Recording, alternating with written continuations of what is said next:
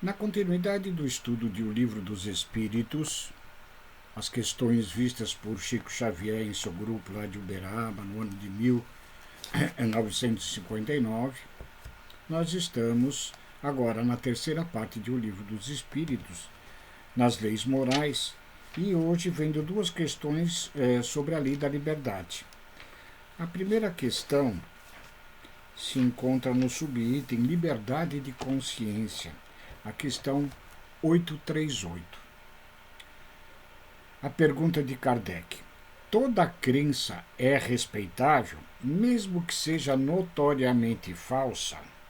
Talvez aqui Kardec estivesse pensando, em ideias propagadas por outras escolas religiosas que não condizem muitas das vezes com a realidade, certo? Tanto no aspecto espiritual como muitas vezes o aspecto científico nosso de conhecimento aqui na Terra. A resposta dos espíritos é a seguinte: toda crença é respeitável quando é sincera e conduz à prática do bem. Perfeito.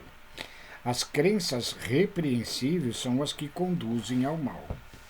A esse respeito, no final desta reunião que se deu no dia 13 de novembro de 1959, Emmanuel traz uma mensagem a respeito desta questão denominada doutrina espírita. E alguns tópicos que ele ressalta, dizendo-nos o seguinte: toda crença é respeitável. No entanto, se buscaste a doutrina espírita, não lhe negues fidelidade. Toda religião é sublime. No entanto, só a doutrina espírita consegue explicar-te os fenômenos mediúnicos em que toda religião acaba se baseando. Toda religião é santa nas suas intenções. No entanto, só a doutrina espírita pode guiar-te na solução dos problemas do destino e da dor. Nós sabemos que a nossa doutrina ela é esclarecedora quanto a esses aspectos, dando-nos a origem, as causas dos nossos sofrimentos e a ideia da nossa existência futura. Toda religião ajuda, auxilia. No entanto, só a doutrina espírita é capaz de exonerar-te do pavor ilusório do inferno que apenas subsiste na consciência culpada. A crença nas penas eternas, elas deixam de existir dentro da doutrina espírita. Toda religião é conforto na morte. No entanto, só a doutrina espírita é suscetível de descerrar a continuidade da vida além do sepulcro.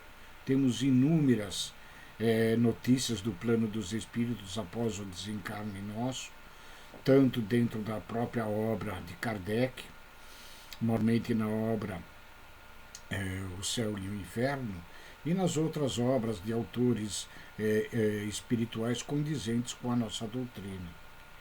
Toda religião apregou o bem como preço do paraíso aos seus profitentes. No entanto, só a doutrina espírita estabelece a caridade incondicional como simples dever. Kardec estipulou: fora da caridade, junto com Jesus, não há salvação. Toda religião exorciza os espíritos infelizes. No entanto, só a doutrina espírita se dispõe a abraçá-los como a doente-se neles, reconhecendo as próprias criaturas humanas desencarnadas em outras faixas de evolução. Aqui o grande diferencial da nossa doutrina, entendendo que cada ser, por pior que seja, por mais criminoso, com mais maldades catalogadas nas suas atitudes, não deixa de ser um filho de Deus, um irmão nosso, para que nós possamos ajudá-lo a aprender a amá-lo, para que ele também saia das teias da ignorância e possa evoluir. Toda religião educa sempre. No entanto, só a doutrina espírita é aquela em que se permite o livre exame, com o sentimento livre de compreensões dogmáticas para que a fé contemple a razão face a face. Somos intuídos sempre para que a razão, a lógica, permeie todas as instruções recebidas pela própria doutrina espírita. Toda religião fala de penas e recompensas. No entanto, só a doutrina espírita elucida que todos colheremos conforme a plantação que tenhamos lançado à vida, sem qualquer privilégio na justiça divina. Toda religião erguida em princípios nobres, mesmo as que vigem nos outros continentes, embora nos pareçam estranhas, guardam a essência cristã. No entanto, só a doutrina espírita nos oferece a chave precisa para a verdadeira interpretação do Evangelho, todos os esclarecimentos necessários para entendermos todos os ensinamentos de Cristo, nosso Mestre. Porque a doutrina espírita, e aí encerra essa mensagem Emmanuel, é em si a liberdade e o entendimento. Há quem julgue que seja ela obrigada a misturar-se com todas as aventuras marginais e com todos os exoticismos sob pena de fugir aos impositivos da fraternidade que veicula. Dignifica, assim, a doutrina que te consola e liberta, vigiando-lhe a pureza e a simplicidade para que não colabore sem perceber nos vícios da ignorância e nos crimes do pensamento. Espírita, deve ser o teu caráter ainda mesmo te sintas em reajuste depois da queda. Espírita, deve ser a tua conduta ainda mesmo que estejas em duras experiências. Espírita, deve ser o nome do teu nome, ainda mesmo que respires em aflitivos combates contigo mesmo. Espírita, deve ser o claro adjetivo de tua instituição, ainda mesmo que por isso te falte as passageiras subvenções e honrarias terrestres. Doutrina espírita quer dizer doutrina do Cristo. E a doutrina do Cristo é a doutrina do aperfeiçoamento moral em todos os mundos. Guarda-a, pois, na existência como sendo a tua responsabilidade mais alta, porque dia virá em que serás naturalmente convidado a prestar-lhe as contas. Grande responsabilidade nossa que abraçamos a doutrina consoladora e esclarecedora do nosso viver. E ainda, continuando mais uma questão, aqui nessa parte da lei da liberdade, agora no subtítulo sobre livre-arbítrio, a questão 843, Kardec faz a seguinte pergunta: o homem tem o livre-arbítrio dos seus atos? E a resposta dos espíritos superiores é: visto que ele tem a liberdade de pensar, tem a de agir. Sem livre-arbítrio, o homem seria uma máquina. Ou seja, nós temos o processo de evolução estabelecido por Deus. Agora os caminhos são escolhidos por nós. Nós podemos enveredar por trilhas tortuosas no caminho da evolução ou seguirmos o atalho reto e seguro que Jesus nos deixou, pois que ele é o caminho, a verdade e a vida, sem atalhos, sem desvios e seguramente correto e iluminado para atingirmos o nosso processo de evolução. E a respeito da questão 843, que foi estudada lá pelo Chico no dia 23 de novembro de 1959, Emmanuel traz a seguinte lição que se intitula Se Desejas. Diz-nos o seguinte: toda melhora parece distante, toda superação surge como sendo quase impossível. Pediste, porém, o berço terrestre no exato lugar em que te cabe aprender e reaprender. Todos nós estamos no local certo, na hora certa, com as pessoas corretas, para enfrentarmos o nosso desenvolvimento espiritual. Não ouvides por isso que o domínio da lição não dispensa a vontade.